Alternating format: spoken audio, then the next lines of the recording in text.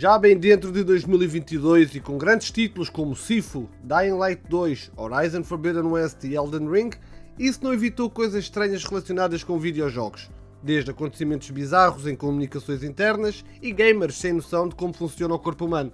Assim, eis 10 histórias estranhas de gaming em fevereiro. E começamos com uma notícia de censura. No dia 24 de fevereiro foi lançado o jogo Martha is Dead, um título da Wired Productions cuja história se desenrola em Itália no ano de 1944. É um thriller psicológico em primeira pessoa que combina realidade, superstição e a tragédia da Segunda Guerra Mundial. No entanto, bem antes do seu lançamento já dava que falar devido à componente de terror que o jogo tem. Numa cena que circulou na internet, pode-se ver o rosto de um NPC a ser removido naquilo que é claramente uma situação desconfortável, mas, considerando o tipo de jogo que é, há que estar preparado para este género de situações. E num anúncio feito pela empresa no dia 11 de fevereiro, ela indicou que para os utilizadores de PlayStation, algum do conteúdo de horror seria censurado. Felizmente, nas restantes plataformas, na Xbox e para o PC, os jogadores não tiveram esta censura e podem jogar o videojogo tal como foi inicialmente planeado. Pessoalmente, acho que é uma má decisão da PlayStation. Se é para limitarem a criatividade artística dos estúdios, é preferível que não publiquem o título na sua plataforma. Portanto, ainda bem que a Xbox, a Steam e a Epic não tomaram a mesma decisão. E vocês, o que acham da decisão da PlayStation em censurar o jogo? Digam-me aí nos comentários. E na nona posição temos um jogo que foi criado por um fã dos Simpsons sobre uma das piadas mais famosas da série. O jogo chama-se Steam Hams, The Graphic Adventure, e é baseado na piada em que o reitor Skinner convida o superintendente Chalmers para um almoço e depois de tudo correr mal, tenta convencer o convidado que uns Krusty Burgers são na realidade presuntos em vapor. O segmento tornou-se lendário e agora é a base para um jogo de fãs criado pelo modder NeoDement. A aventura gráfica pretende ser uma homenagem a jogos da LucasArts como Monkey Island e o Day of the Tentacle. É verdade que há muito tempo que não temos um jogo dos Simpsons e esperemos que não tenhamos que esperar muito mais. Na oitava posição, temos uma história de final feliz, por assim dizer. No dia 26 de fevereiro, o grupo Lapsus alega ter estado na rede da Nvidia durante uma semana, tendo administrado vários sistemas da companhia e, por fim, que roubaram 1 tera de informação, incluindo dados de empregados que, de acordo com as suas práticas, viriam a exigir um pagamento para o seu resgate. No entanto, esta história levou um twist. Acontece que a Nvidia não se deixou inibir pelas exigências do grupo, sacou da carta Reverse Uno e decidiu levar a cabo um ataque informático a eles. Do que se fala, a empresa foi bem sucedida, tendo recuperado toda a informação. Mas a Lapsus também afirma ter informações proprietárias sobre os GPUs da Nvidia, mas esses dados devem estar legalmente protegidos. Neste momento, parece que o grupo informático está a ter dificuldades em convencer a Nvidia de que têm vantagem suficiente para justificar um resgate. No sétimo lugar temos a Ubisoft, que algo me diz que vai ser um cliente habitual destes vídeos. A empresa tem enfrentado duras críticas dos fãs e dos funcionários desde que anunciou o Ubisoft Quartz, uma empresa que permitia aos jogadores do Ghost Recon comprar e vender certos equipamentos como NFTs. E o conflito entre a Ubisoft e muitos dos seus funcionários intensificou-se este mês. A editora francesa, que faz títulos populares como Assassin's Creed, delineou seu pensamento sobre o uso da tecnologia blockchain numa mensagem para a equipa. O anúncio foi feito num message board interno e gerou centenas de comentários negativos dos funcionários. Uma pessoa disse que foi um dia profundamente embaraçoso para ser um funcionário da Ubisoft.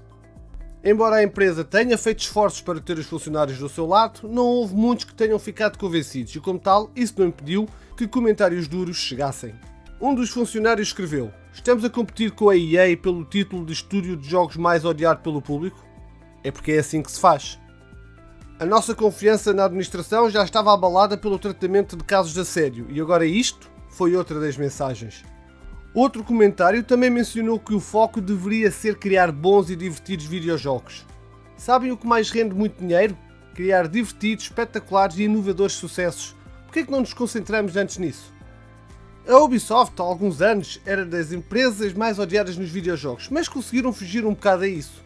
No entanto, ultimamente, e apesar do sucesso de Assassin's Creed Valhalla, a empresa tem deixado muito a desejar e os gamers, por norma, cada vez gostam menos do estúdio, especialmente porque os seus jogos têm sido, na sua maioria, medianos.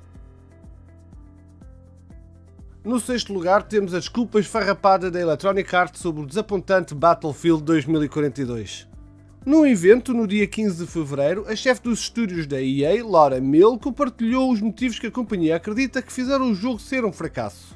Miller revelou, entre as razões, as dificuldades para trabalhar no motor de jogo Frostbite, o lançamento antecipado do multiplayer de Halo Infinite e problemas causados pela pandemia do coronavírus.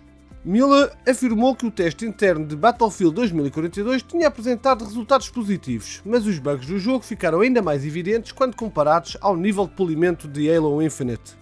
A diretora e a Electronic Arts acreditam que as comparações foram extremamente nocivas para a imagem de Battlefield 2042 e afastou possíveis jogadores. Também foi sugerido que as vendas podem ter sido impactadas pelo excesso de jogos de tiros em primeira pessoa lançados em 2021 e que a EA e a DICE sabiam dos diversos problemas do jogo antes do lançamento. Mesmo com o aviso de diversas pessoas para que o jogo fosse adiado, decidiram lançá-lo num estado abaixo do esperado. Resumindo, a EA culpa as dificuldades de desenvolvimento durante a pandemia, o bom trabalho da 343 Industries com o Halo Infinite e a existência de muitos FPS.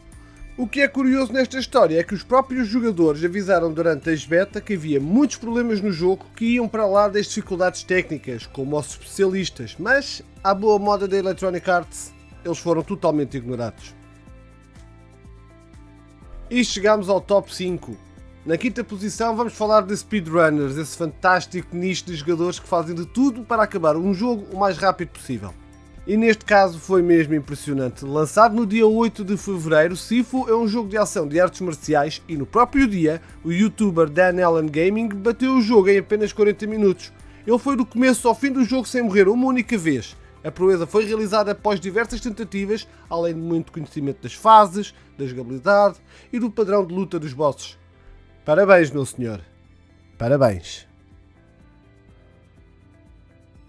E subimos à quarta posição com um produto que é, digamos, mais do que adequado para este vídeo. No dia 8 de fevereiro foi revelada a primeira imagem de uma almofada que ajuda os gamers mobile ou de consolas portáteis a jogar de forma confortável quando estão deitados.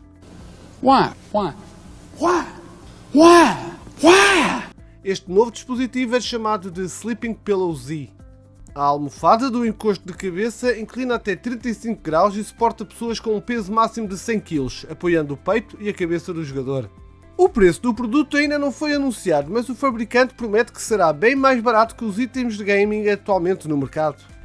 Isto é estranho, mas também é verdade seja dita, vai ajudar a evitar a fadiga nos braços e pode ser que combata aquela epidemia de que é quando deixamos o telemóvel cair na cara. Nunca se sabe.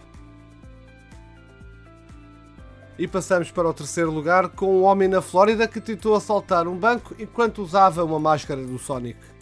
No dia 2 de fevereiro, a polícia local foi despachada em resposta a uma tentativa de assalto num banco na localidade de Delland, na Flórida. De acordo com testemunhas, o homem entrou no banco usando uma máscara do Sonic enquanto empunhava um martelo. Segundo as pessoas que estavam dentro do banco no momento, o homem usou o martelo para bater na janela que o separava do caixa. Outro funcionário do banco da Florida Credit Union confrontou o bandido Sonic e o suspeito parou de bater e depois escapou a pé antes que a polícia chegasse. O vice-presidente assistente de operações da filial da cooperativa de crédito, Brian Lederman, disse ao West Volusian Beacon que ninguém ficou ferido durante a curta tentativa de assalto e que nenhum dinheiro foi roubado. Depois de tentar assaltar o local e fugir a pé, as autoridades vasculharam a área em busca do ouriço humanoide, mas aparentemente ele foi rápido demais e nenhuma detenção foi feita. A polícia de Delland ainda continua a investigar o incidente. Honestamente, acho que devemos chamar o Butt Chick Sonic para investigar o caso. I hate when people underestimate my fastness. I'm fast. I'm so fast, you couldn't even comprehend how fast I am. God damn it! What is your problem? You're gonna ruin my fucking fan? E no número 2 temos o presidente da Steam, Gabe Newell, a entregar Steam Decks a alguns utilizadores que a compraram na pré-reserva. Vários utilizadores que encomendaram a consola publicaram primeiro no Reddit que Newell apareceu à porta das suas casas para lhes entregar a Steam Deck, chegando até a oferecer modelos de graça. O utilizador BetFiddler0 publicou uma fotografia da embalagem com a assinatura de Newell.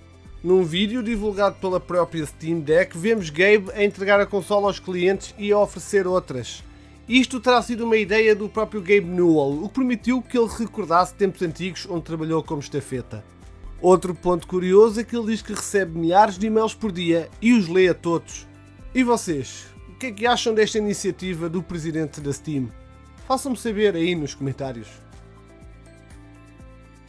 E finalizamos a contagem com um gamer que ou nunca esteve junto de uma mulher ou não sabe como funciona o corpo humano. Com a melhoria na tecnologia dos videojogos, há cada vez mais personagens mais realistas e isso passa pelo cuidado que os developers têm, por exemplo, ao detalhar os fios de cabelo. Mas agora, com o lançamento do Horizon Forbidden West, um gamer fez a idiota pergunta: podes explicar porque é que a Aloy tem barba? Logicamente isto não foi bem aceito e as pessoas juntaram-se para fazer brutos roasts a este infeliz comentário. Vá lá, pelos na cara é automaticamente barba? É sério? É isso? É assim que tu queres ser conhecido? Só sei é que se esta pessoa fica chateada por uma mulher ter pelos na cara, imaginem qual será a sua reação quando descobrir que as mulheres cagam. Isso então vai arrebentar mesmo com o seu mundo. E assim terminamos mais um mês em que várias notícias estranhas no mundo dos videojogos continuam a dar-nos o que pensar sobre a humanidade. Espero que tenhas gostado do vídeo e se foi o caso, não te esqueças de lhe dar aí o belo do like, de comentar e considera subscrever ao canal. Caso desejes me encontrar nas restantes redes sociais, poderás ver os links delas na descrição do vídeo. Obrigado por ter estado desse lado e vemo-nos no próximo. Creep out!